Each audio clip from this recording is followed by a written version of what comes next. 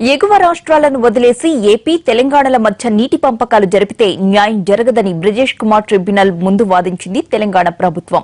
Tribunal ముందు సుదీర్ఘ వాదనలు వినిపించిన సీనియర్ న్యాయవాది వైద్యనాథన్ కృష్ణా బేసిన్లో ఉన్న ప్రాజెక్టులకు నీటి కేటాయింపుల్లో ప్రథమ ప్రాధాన్యత ఇవ్వాలని కోరారు.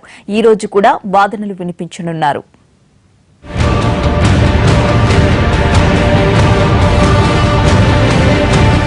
కృష్ణా నదీ జలాల వివాదంపై బ్రిజేష్ కుమార్ ట్రిబ్యునల్ ముందు తెలంగాణ సుదీర్ఘంగా వాదనలు వినిపించింది.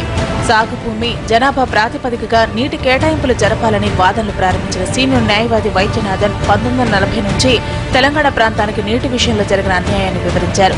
అప్పటి నుంచి ఇప్పటి వరకు 4 రాష్ట్రాల్లో పెరిగిన సాగు భూమి గణాంకాలు చూస్తే ఈ విషయం స్పష్టమవుతుందన్నారు. ఎగువ రాష్ట్రాలు నీటిని నిల్వ ఉంచుకుని సర్ప్లస్ జలాలు వచ్చిన తర్వాతే నీటిని విడుదల చేసే విధానం వల్ల దిగువ రాష్ట్రాలు తీవ్రంగా నష్టపోతాయన్నారు. నీటి విడుదలకు సంబంధించి ఆపరేషన్ ప్రోటోకాల్ ను పంట సాగు ప్రారంభమయ్యే జూన్లోనే ప్రారంభించాలని వైద్యనాథన్ వాదించారు.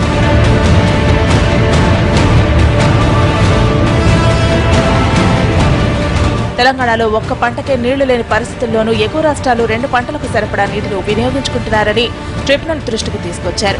నీళ్లు నియామకాల్లో జరిగిన అన్యాయం వల్లే తెలంగాణ ప్రత్యేక రాష్ట్రం ఆవిర్భవించిందన్న తెలంగాణ తరపు న్యాయవాది రాష్ట్రంలోని 2 కోట్ల ప్రజానికం కృష్ణా బేసిస్ లో ఉన్నప్పటికీ వారికి రావాల్సిన న్యాయమైన నీటి వాటా రాలేదన్నారు. ఉమ్మడి ఆంధ్రప్రదేశ్ కు కేటాయించిన 811 టీఎంసీల్లో తెలంగాణకు 298 టీఎంసీలు కేటాయిస్తే వాస్తవ రూపంలో తెలంగాణకు 260 టీఎంసీలే వచ్చాయన్నారు. ఆ కేటాయింపుల్లోనూ ఏపీకే ఎక్కువ జలాలు వెళ్లాయన్నారు. దీనికి సంబంధించి 2 రాష్ట్రాల్లోని ప్రాజెక్టుల నీటి కేటాయింపు వివరాలను వైద్యనాథన్ ట్రిబ్యునల్ కు సమర్పించారు.